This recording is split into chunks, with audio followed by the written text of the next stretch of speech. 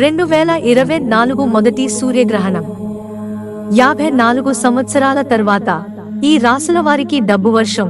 వేద జ్యోతిష్య శాస్త్రంలో సూర్య మరియు చంద్రగ్రహణాలు అశుభమైనవిగా పరిగణించబడతాయి. ఈ గ్రహణాల సమయంలో జాగ్రత్తలు తీసుకోవాలని, సూతక కాలంలో నియమాలు పాటించాలని జ్యోతిష్య శాస్త్ర నిపుణులు చెబుతారు. అయితే ఈ సంవత్సరం వచ్చే నెలలో సూర్యగ్రహణం సంభవించబోతుంది. ఈ సంవత్సరం సంభవించబోయే సూర్యగ్రహణం చాలా ప్రత్యేకమైనది. ఏప్రిల్లో సూర్యగ్రహణం. ఇది 54 సంవత్సరాల తర్వాత సంభవిస్తుంది. ఇది 12 రాశుల వారిపైన గణనీయమైన ప్రభావాన్ని చూపిస్తుంది. 2024లో సంభవిస్తున్న మొట్టమొదటి సూర్యగ్రహణం ఏప్రిల్ 8వ తేదీన సంభవిస్తుంది. భారతదేశంలో ఈ సూర్యగ్రహణం కనిపించదు. అయినప్పటికీ ఇది 12 రాశుల వారిపైన ప్రభావం చూపిస్తుంది. ముఖ్యంగా 3 రాశుల వారిపైన ఈ సూర్యగ్రహణం కనక వర్షం కురిపిస్తుంది. మేషరాశి. 2024లో మొట్టమొదట సూర్యగ్రహణం మేషరాశిలో జన్మించిన వారికి శుభాలను చేకూరుస్తుంది. ఈ సమయంలో మేషరాశి జాతకుల ప్రతికల నెరవేరుతుంది. నూతన ప్రాజెక్టులను ప్రారంభించడానికి కూడా ఈ సమయం అనుకూలమైనదిగా చెబుతారు. పెద్ద మొత్తంలో ఈ సమయంలో మీకు డబ్బు అందుతుంది.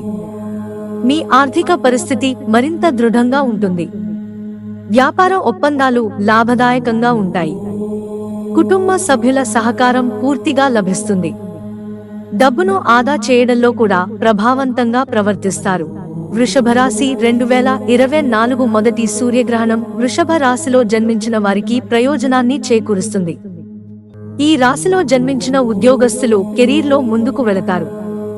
వీరు మంచిగా డబ్బులు సంపాదించడానికి కూడా అవకాశం ఉంది. పోటీ పరీక్షలకు హాజరైన విద్యార్థులకు కూడా లాభదాయకంగా ఉంటుంది. రాజకీయాలను చేసేవారు కూడా ఈ సమయంలో మంచి లబ్ధిని పొందుతారు. ఈ సమయంలో ఏ పని మొదలుపెట్టినా విజయలక్ష్మి వరిస్తుంది. ధనలక్ష్మి ఆర్థిక మద్దతుని ఇస్తుంది.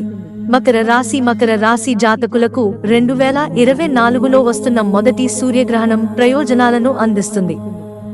ఈ సమయంలో మీరు పిల్లలకు సంబంధించిన అద్భుతమైన వార్తలను వింటారు. పనిచేసే చోట అధికారులతో సత్సంబంధాలను కలిగి ఉంటారు. ఇది మీకు పనిలో మంచి లాభాలను తెచ్చిపెడుతుంది. ఈ సమయంలో మీరు ఏది ప్లాన్ చేసినా విజయం సాధిస్తారు. ఆర్థిక పరిస్థితి మెండుగా ఉంటుంది. భాగస్వామ్య వ్యాపారాలు మీకు ప్రయోజనాన్ని కలిగిస్తాయి. సమాజంలో గౌరవ మర్యాదలు పెరుగుతాయి.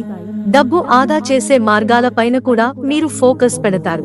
మిత్రులారా, ఛానల్ సబ్స్క్రైబ్ చేసుకోవడం మర్చిపోకండి. ధన్యవాదాలు.